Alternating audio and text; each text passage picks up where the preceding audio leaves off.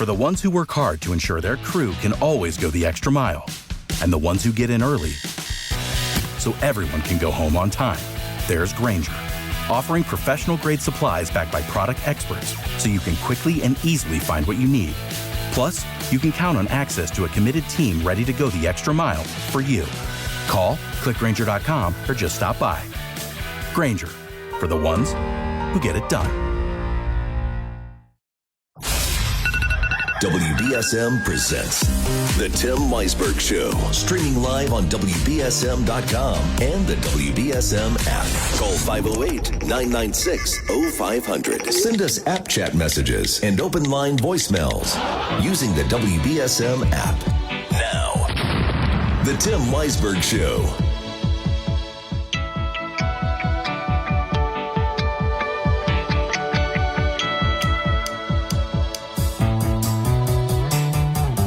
And welcome back in hour number 3 here on Monday morning. And that means it is time to be turning on the light with Jack Spillane of New Bedford Light. We do it every Monday at this time. Good morning, Jack. How are you? Good morning. And we will be turning on the light. We're going to be talking about a variety of different topics. But first, how was your weekend?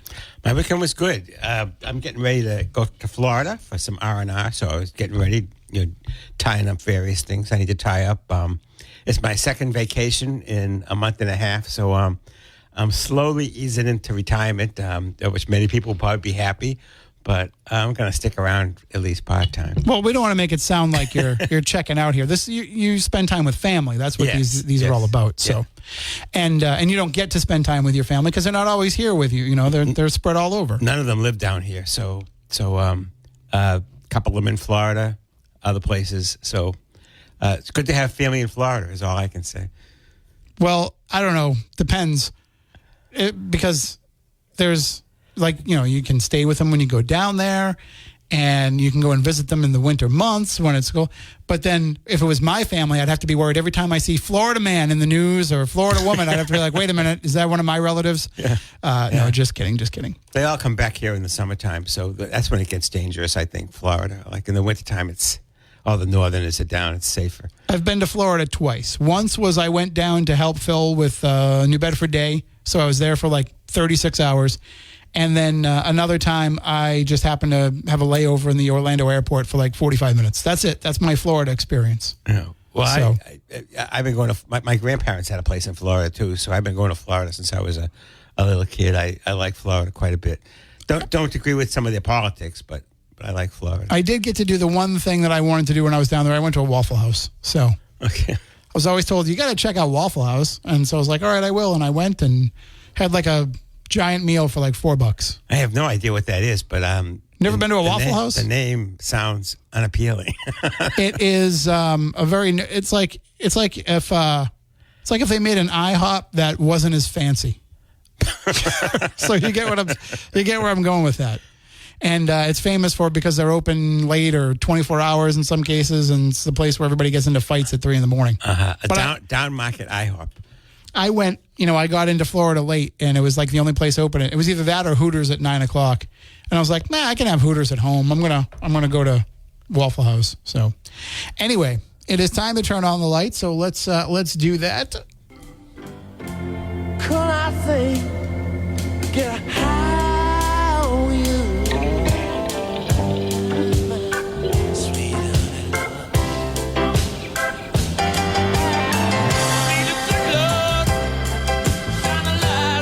And of course, Jack is a columnist for New Bedford Light. You can read his columns at newbedfordlight.org. And you have a column that came up last week in downtown New Bedford, lots of empty buildings. I did. My politically incorrect column. I think sometimes the mayor, some of the other officials in the city think that the purpose of a columnist is to be a booster, for the city. And I don't think anybody would question how much I love New Bedford. I do. But I'm realistic about what it is. And I just felt that the hype about downtown New Bedford in particular had gotten a little bit over the top. And with the leaving of the UMass College of Visual and Performing Arts and then the federal government decision to remove the federal building, just like UMass, without ever talking to the mayor or the state delegation or the congressional delegation, the closure of Rite Aid Pharmacy, So I took a walk around the downtown, and I lived there, so I was aware of this. But there's quite a few buildings that are empty, and quite a few storefronts that have been empty, and many of them have been empty a long time. I think if you think of the building next to the old Lupo's across from Custom House Park, they've been trying to rent that for a decade. Blue Moon Cafe across from the bus station. But Bank of America, I understand, owns that, or at least did for a little while. Empty for 5 or 6 years now. On Union Street, there's multiple storefronts in a row, just west of the Star Store that are empty. So lots of empty buildings, and I think that we need to acknowledge that if we're going to fix it, we need to be realistic. And people say, oh, there's lots happening. Compared to years ago, it's much better. It is. And when I got here 24 years ago, as I said in the column, you could go from one end of Union Street, one end of Purchase Street, and I think Elaine's T-shirts and Jimmy Connor's Irish Pub were the only things that were open. Both of them are gone now, but other things have replaced it. New Bedford, there's no doubt it's come a long way, but it's got a long way to go. And if we're not realistic about that, we are going to be subject. I mean, I think, as progressive as I am, sometimes I think there really is something to this deep state theory, like that the administrators, of the deep state control everything. Because how else do you have a chancellor from UMass Dartmouth who 3 years after he arrives in the region decides that he's going to close a college campus that's been there for 20 years and have been in parts of the city for 40 years, in other, at the old Quest Center building? How else do you have a federal government general services administration that, without consulting Congressman Keating or the senators or Mayor Mitchell, decides that we're going to close the federal building? Now, I'm of the age where I used the federal building a few years ago quite a lot because I had trouble with my Social Security as I was trying to arrange it. And there are a lot of questions that can come up. And it's much easier, if you've ever done that kind of bureaucratic thing, to do it in person than to try to be doing it online where you're chatting with some bot that doesn't really understand the nuance of your particular question. So I just think that there's some problems, there's some challenges downtown, and people can tell me if I'm wrong. Well, I mean, I don't think, it's just an eyeball test. You just have to drive through the downtown and take a look around, and you can see all the things that you're writing about. It's not like you're writing about this being, permanent blight on the downtown. It's just the reality of the situation right now. As you point out. And for a long time, for a lot of it. In my time here, New Bedford has never been booming. It's gotten much better, but it's never been booming, I would say. Right, but you're not saying that this is a permanent problem that's going to be happening for a long time. It's like anything else. You look at some of the positives that are happening, and one of that is the development of more housing downtown. Do you think that there might be a pathway where that some of that housing leads to more of an interest in people opening businesses in the downtown area? Yeah, I think an interesting note from our former mayor, John Bullard, who I think won't mind me bringing this up. So he said that he had, and he did this, he acknowledged this in his book that he recently wrote, Hometown, that when he was mayor in the 1980s, that one of the mistakes he made was that they did a lot of, put a lot of money into spurring the businesses downtown and thinking that the housing on the upper floors would come afterwards. The housing never came. It's been difficult to build housing downtown because the amount of money it takes to build it, you don't really get it back in rents. Now, finally, the upside, and there is an upside of rents going up, is that people who can afford to pay higher rents are coming into the downtown, and then now you can build, because unless you have a government subsidy, building affordable housing is very hard for the contractor to make the numbers work. So Bullard said that he closed off Purchase Street during his mayorship, and they were going to make it a downtown mall. Well, it didn't work. About 10 years later, they had to dig it up and make it a through street again. And he said that he had wished he had built the housing first. And we're going to see now, because the only thing being built downtown is housing. There are some nonprofits, the Whaley Museum, the YMCA, and what's the third one? The Whaley Museum, the YMCA, and the Zeitarian are doing major renovations. They're all, nonprofit. The Zeitarian, at least, has heavy government subsidies going into that. those are important. They are tourist attractions to the downtown.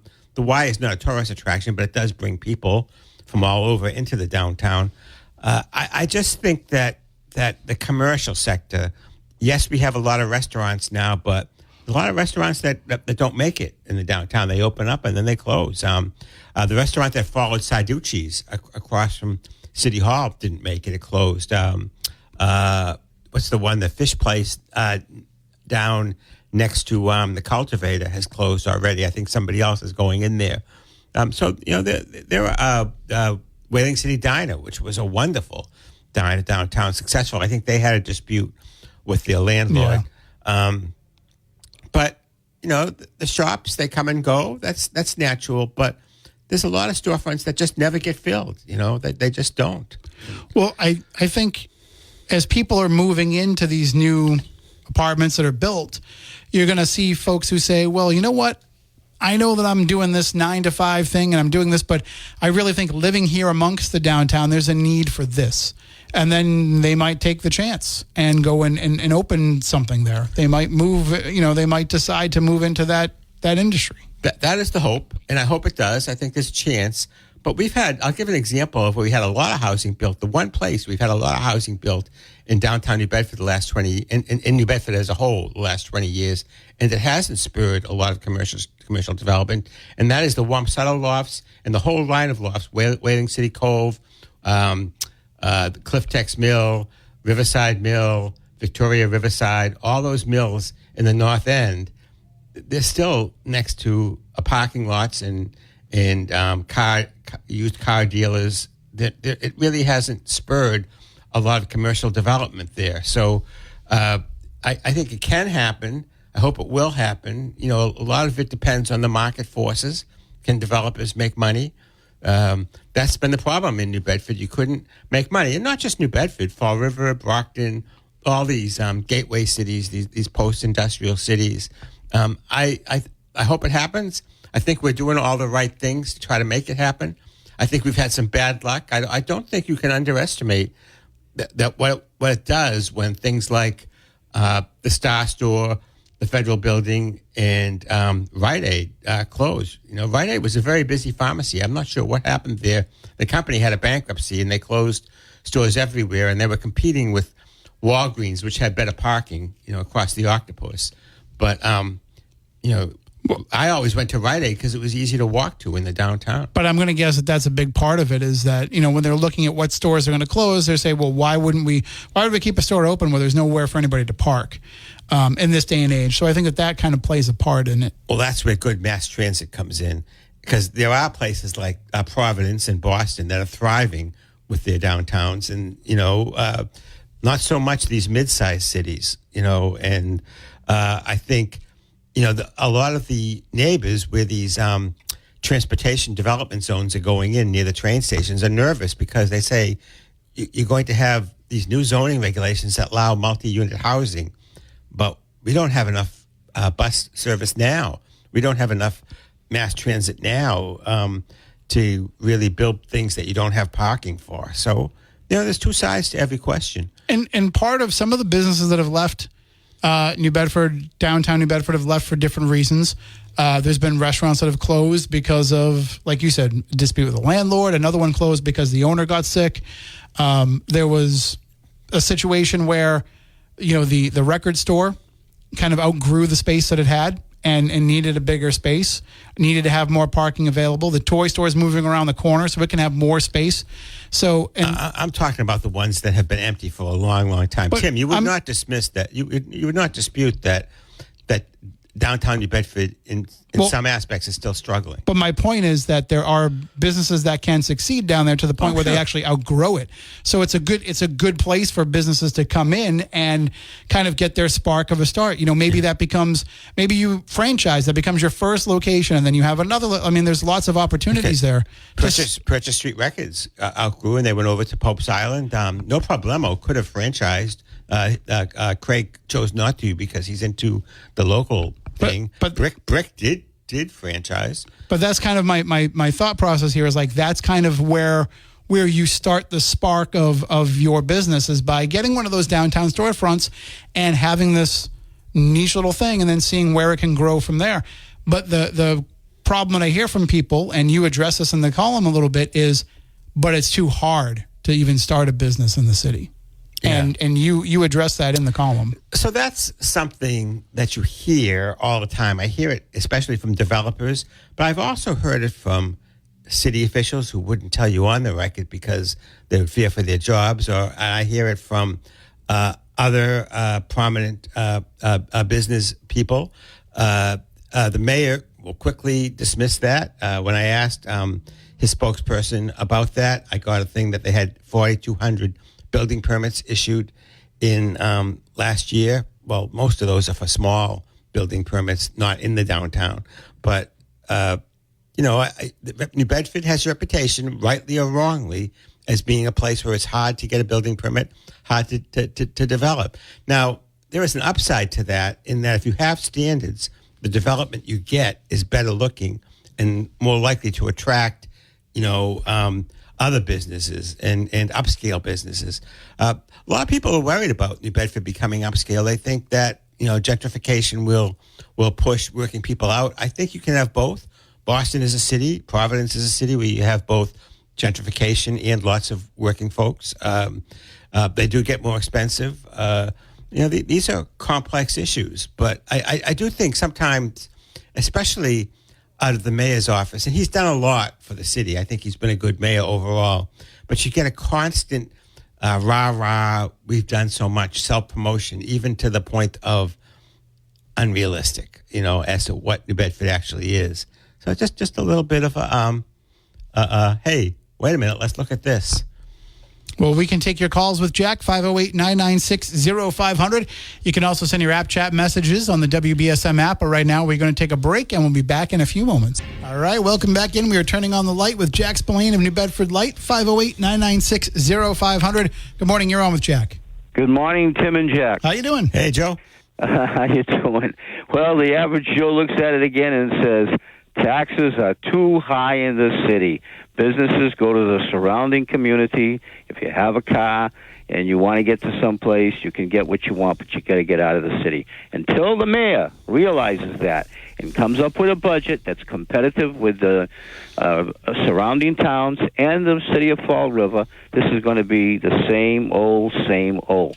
I give him credit for trying to fight for the Hastings Keats building, keep services in there.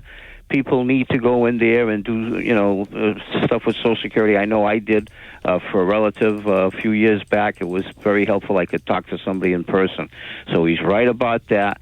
But, the taxes are too high. Even downtown with all these people living there, you would think a little grocery store or something would be available to the people who live there if they need to pick up something. And you don't even have that. But I think the major problem is, along with, the permitting process and the red tape you have to go through at City Hall that I hear from you're listening to your station, taxes have to be competitive with the surrounding towns and the other major city, Fall River. You have to be in the same ballpark. If you're not, you're going to lose. I agree with that. I'd like to push back a little bit on it because I think one of the things that has helped keep taxes low in the suburbs is they have more land, and so they build these malls where they can get a lot of tax money out of, and they can compete with the downtown because they have parking. And yes, we have garages in the downtown, but it's just not as convenient as a parking lot around a strip mall. Well, yeah, again, the mayor messed up as far as I'm concerned with the Custom House parking lot because he wanted to put a park there. Okay, so he's got a park there, but there's no place that you could park. That was one of the major places you could park and then walk up to Purchase Street and do your business. So Joe, I think that was a mistake. It was a block from the Elm Street garage. The parking lot was a block from the Custom House parking lot was a block. Yeah, but again, I've lived in New Bedford all my life, and what I saw that people used to use the Custom Street all the time. Okay, to go down Elm Street and walk up the hill there and come over, that's just bing, and you're there. It was never full. Because I was working at the Standard Times at that time, and I was there eating lunch every day, and it was never full. Well, I've been around in the city for 73 years, and I can remember when it was better than what you can remember it, Joe. I mean, well, there was a garage there. There was a garage there. Yeah, right? Exactly. Right, so now the garage is a block away. but nobody wants to go to that Elm Street garage, though. I've never remember that thing being full at all. Well, go to the Cyterian garage then. Well, again, for whatever reason, people do not want to use it, and people don't want to go downtown. And you got meters that you got to feed if you go down there, which is a hassle. I'd pull those things out of there. I love that park downtown. It's a place to eat your lunch. It's a place it's nice for you. They have the festivals. It's nice and sunny for you, but I don't know what goes on after dark there. I don't, again, you don't even have a small grocery store downtown for the people. What goes on after dark in every park anywhere in the world? Yeah, but you want to keep it pristine, that sort of stuff, and not, like I have a friend that lives downtown. I have a friend that lives downtown, and he has to get on a bus and go to the South End Stop and Shop there to get his food. There should be a store there that people could easily get some little groceries if you need to, like we had years ago. Again, my major thing is taxes are too high in New Bedford. If the mayor wants to compete, he's got to lower the taxes, and it's him, not the city council, because otherwise you just take the last budget and you white out the numbers, and you keep on going up on the numbers. And here's your new budget. We still same as last one, but we just went up on everything. Well, I'm going to hold you guys there because we got to go to the thanks news. A lot. Thank you for the call. Jack. Okay, Bye-bye. thanks. Callers, hang on. We will get to you as soon as we come back from the news. But right now, Phil Devitt is giving me that look. Let's go to him in the newsroom.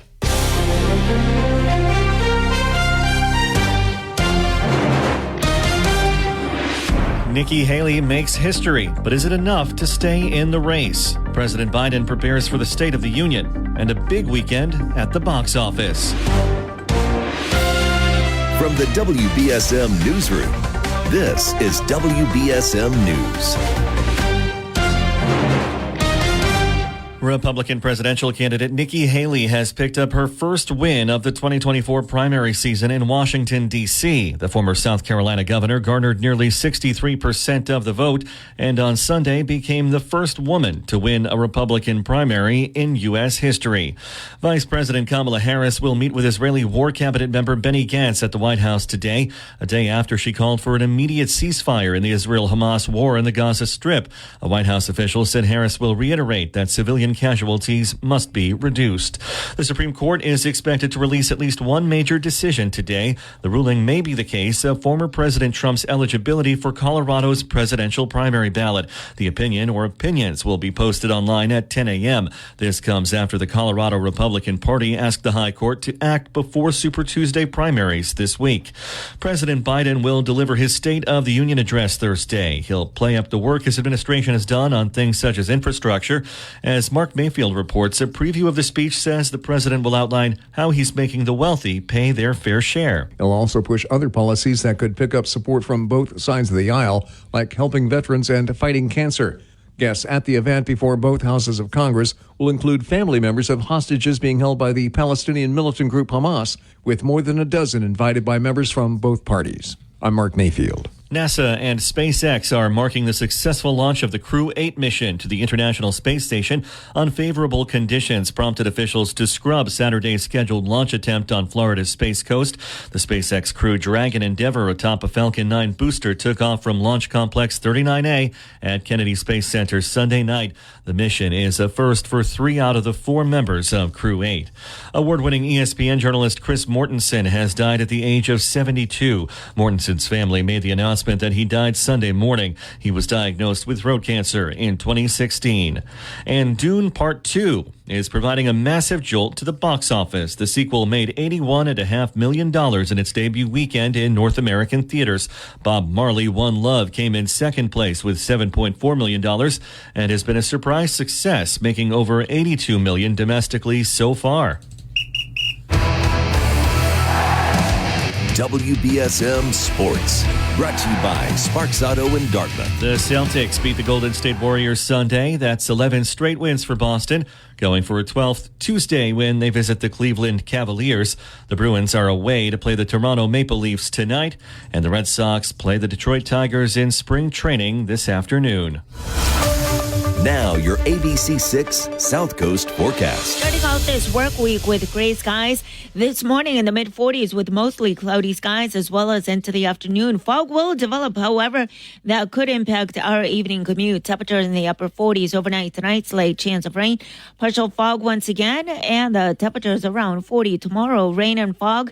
Temperatures around 50. Be sure to watch ABC6 for my full 7-day forecast. From the ABC6 Weather Center, I'm meteorologist Ceci del Carmen on New Bedford's News Talk Station 1420 WBSM. I'm Phil Devitt for WBSM News. Stay up to date with New Bedford's News Talk Station WBSM and get all of our content and breaking news alerts with the WBSM app.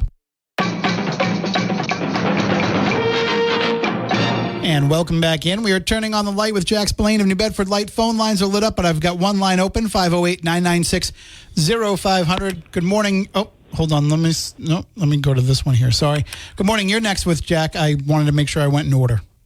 Hey, good morning, gentlemen. How's it going? Good. How you doing? I think there's a few factors that we're not taking into account, especially considering what's going on in New Bedford.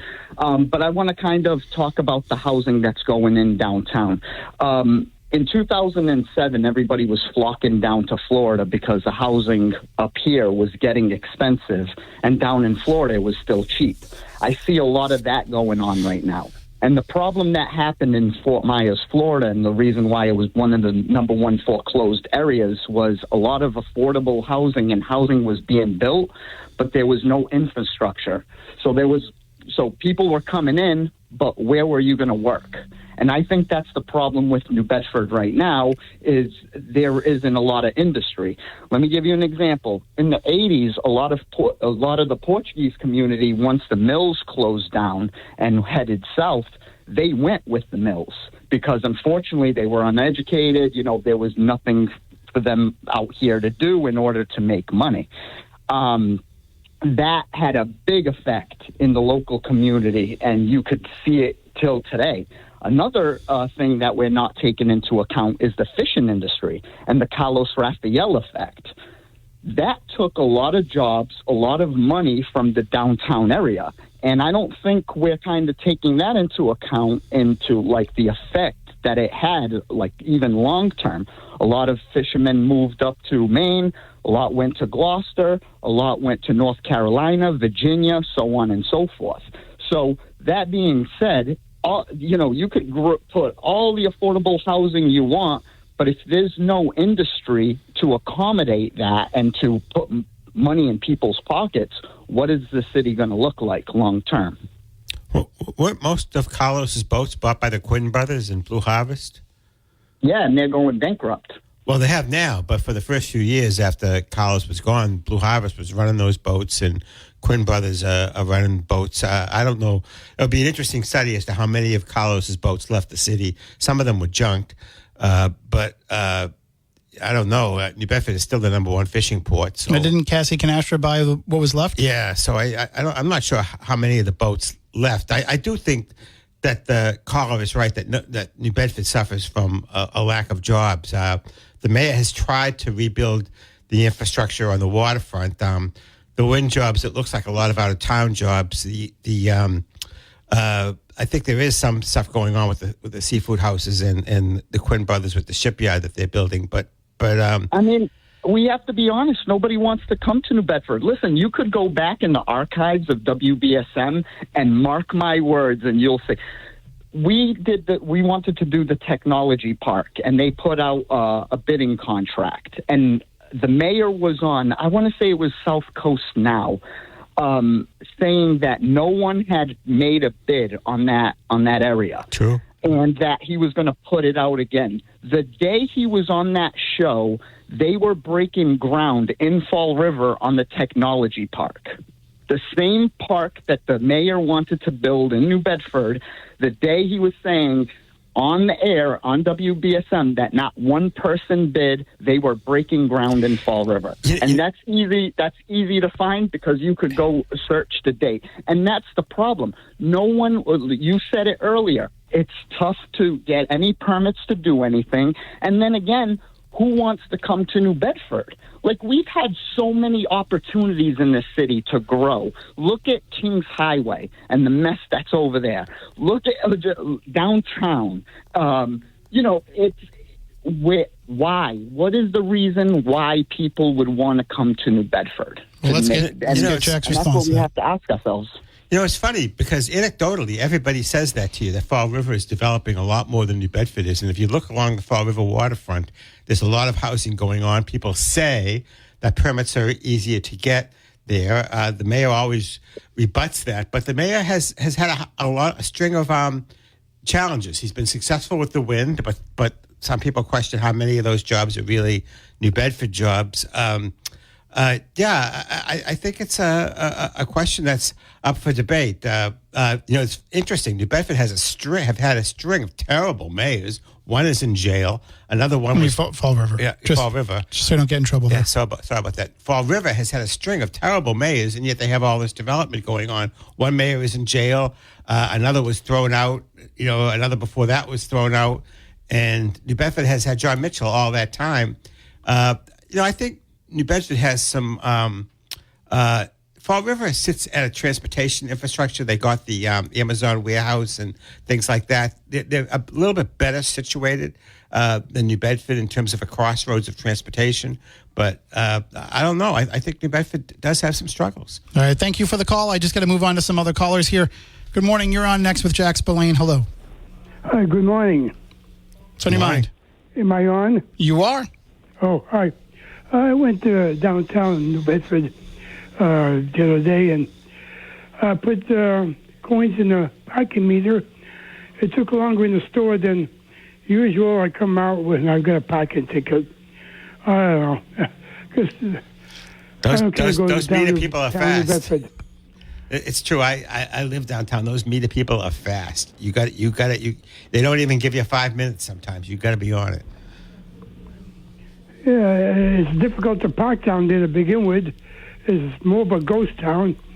And try to go down there now and then, help them out and enjoy the day and come out and have a lousy parking ticket. Yeah. So the garage is not that expensive. What do you have against the garages? Well, it's kind of far. I don't know. Over 80 years old, I don't feel like walking a lot. Sure.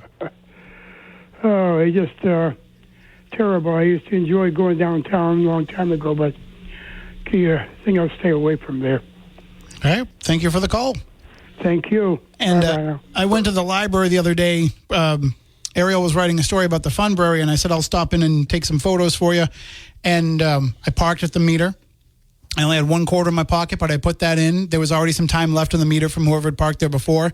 So I had like 25 minutes, and I was like, that should be plenty of time to take the photos I had to.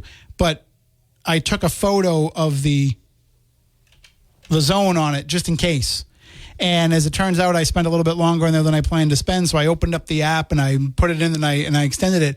And it's a good thing that I did, because as I walked out, the meter reader person was like right next to my car. And I was like, oh, like you saw when I pulled in and we're timing it. So I have a question. Before the malls were built in the 1960s, and so, downtown New Bedford was thriving, but they probably had meters then, or if they didn't have meters, people would have had difficulty getting parking then. But the transportation was so much better then. The buses were running all the time. But, I mean, historically, it must have always been difficult to find a parking space in downtown New Bedford. It's just that the malls made it easier, right? I don't know. I have no idea. Well, we're going to take a quick break here. Callers, hang on. We will get to you when we come back. We'll be back in a few moments with more with Jack. Back with Jack Spillane. Let's take some more calls here. We're just going to ask that you be quick and to the point so that we can get everybody in before we run out of time. Good morning. You're on next with Jack Spillane. Oh, it's me. Good morning, Tim. Good morning, Jack. Morning. Hey there. So I missed a lot. Well, I haven't heard any of the show because I was babysitting. So if I'm asking a question you already said to, I apologize. Who actually is pushing this? One. And second, that police station is still vacant. Can they move the Social Security there? So it's you're saying who's pushing the move to close down the federal building? Yes. The General Services Administration, which I guess is in charge of federal buildings. They did a survey of all their New England federal buildings and decided which ones they wanted to close. And it was only like 3. 3 out of 100, yeah. It's so strange they picked us, though, huh? I don't know. I can't wrap my head around it. But so then, what about the police department? Is there? It's not big enough. The federal building is a big building. That police station is it's fairly small, 2 stories. Well, what about the old Best Buy? Can they move it there, or is that? Well, that's kind of like what Mayor Mitchell was saying, that if they get rid of the federal building, then all of the services that are in there will have to be scattered around the city. The ones that they would need to keep would be scattered around the city in all different places, and make it a lot harder for folks to get to them and to be able to do what they need to do. Yeah, what the mayor said is that they should be expanding the federal building because there's the NOAA and there's the Coast Guard and there's wind regulations that are going to be here. There's IRS. There's all kinds of things. So it has to stay. It has to stay in the Bedford. He's just got to figure out. That Best Buy building, I don't know if it's being used or not. But, geez, if we all, got to figure it out, I guess. Yeah. Oh, wait, I don't want to keep you on the phone, guys. Thank you for the call. Have a great day. You're welcome. You too, guys. And let's take another quick call here before we take a break. Good morning. You're next on WBSM with Jack Spillane. Hey, Tim and Jack. How you doing? Good. How are you? Just to follow up on that call before the break, there's a big reason why there's a development difference in Fall River and New Bedford, and that's FROEC, which is Fall River Office for Economic Development. That's run by the Karams, Carol Fiola's husband, Ken Fiola. They're really smart business people, and they benefit from the area benefits, and they benefit from businesses getting in. It was no accident that Amazon got into the Fall River new industrial park up there, and that they're breaking ground. I ride in Freetown motorcycles, and I see what they're doing, and they have so many plots already staked out. It's just a matter of time before they sell them and get them going. So they got a new freezer plant going there that's taking fish from New Bedford. Right, and they're going to package fish in Fall River. Yeah, it does. It does seem silly, doesn't it? It does seem, Steve, though, that Fall River, if you look at geographically, has a lot more open land than New Bedford. New Bedford's open land is largely the Acushnet Cedar Swamp. It's wetlands and it's unbuildable. The last big open space in New Bedford, so it really is like a Manhattan-shaped city that is almost built out. So it really doesn't have some of those options. I do think the Karams, that you're correct, that they are sharp business people, and I'm not sure the New Bedford Economic Development office is run as sharply, but they do have a lot more. I totally land. get the land issue, but just the fact that a company, and I can't remember the name, that packages fish for shipping is going to be located in Fall River, where most of the fish come into New Bedford. That should say a lot right there. But that's probably the main difference. And the previous mayor that's now in jail actually tried to close FROED down, and that's how powerful FROED is. They threw a lot at him, and now he's in jail. So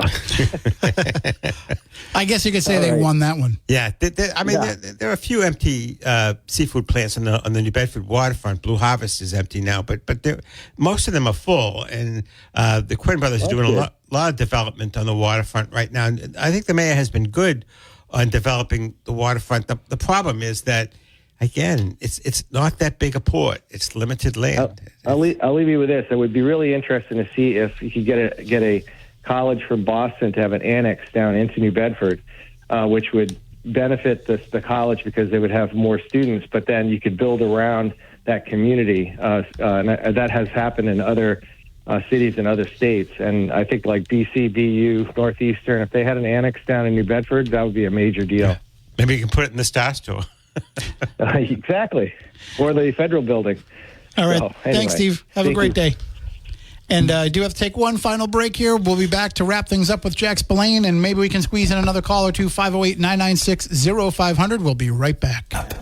All right, well, we are wrapping things up with Jack Spillane as we were turning on the light today. And, of course, Jack will not be with us next week because he's going to be on vacation down in Florida. So you'll be turning on the light, the tanning bed light maybe after this so you can look nice for Florida, right? I think I'll be playing a lot of pickleball and maybe some tennis and golf. You're not one of those people that feels like you got a tan before you go to Florida? Yeah. I mean, I have fair skin. Like it just goes right to a burn. You'll just go burn. That's what I do. I've never been in a tanning bed in my life. But a reminder to folks out there tonight at 7:30 on Chronicle on Channel 5. They're going to be featuring Acushnet River Antiques. So if you're an antique fan, if you're a New Bedford fan, check that out. It should be a lot of fun. I love to go down to Kilburn Mill and the different shops that are there, and of course the antiques that are down there. And so I'll be tuning in to check that out. Yeah, I'll try to do that myself. My neighbor is one of the owners of Acushnet River Antiques. It's a wonderful place. I shop there myself. All kinds of stuff you can find there. And I love that it's one of those places where they don't just show you the item, they can give you the story behind it. They can give you the history of that type of item. So very nice people, very well-run shop. Well worth following on social media, too. So what else are you going to do down in Florida besides play pickleball? Are you going to... I think play a little tennis, play a little golf, maybe go to some nature preserves. Any swimming? Well, the village is where I'm going is inland, so I don't know whether there's lakes. I haven't been there before. So. Oh, I'm sure you can get access to a pool somewhere. Yeah. Are you a pool person or are you an ocean person? Ocean. Not me, man. Yeah. Too many wild things in the ocean. Give me a pool. Although there can be some wild things in the pool, too. Yeah. I'm one of the few people that actually loves to swim in ponds. Most people hate ponds. I don't mind ponds. My family used to go on vacation at York Beach, Maine. It was great waves when I was growing up. So I'm really a wave person, going to the waves. I'm a big fan of their steakhouse, not so much their peppermint patties. Yeah. It's a York joke. Anyway, so would you have any idea of what? I know you'll be taking the week off, but do you know what you might be working on when you come back? Anything you want to tease? Well, I actually have one column that will be coming out with before I leave, but I think I'm going to keep that under wraps. All right. Well, we will put a pin in that and save that to talk about when you get back. And speaking of back, Chris McCarthy is back for another week of South Coast Now. He'll be joining you in just a few moments. And, of course, we will have Bill O'Reilly after that, then Barry Richard. And when we are looking at some of the things we'll be talking about this week, we're going to be learning some more about the Spin-a-thon that'll be happening at the YMCA and how you can take part in that and helping them out. That'll be coming up on Wednesday here on the program. And we've got some other surprises planned as well. So lots to talk. For the ones who work hard to ensure their crew can always go the extra mile, and the ones who get in early so everyone can go home on time, there's Grainger, offering professional-grade supplies backed by product experts so you can quickly and easily find what you need. Plus, you can count on access to a committed team ready to go the extra mile for you. Call, click Grainger.com, or just stop by. Grainger, for the ones who get it done.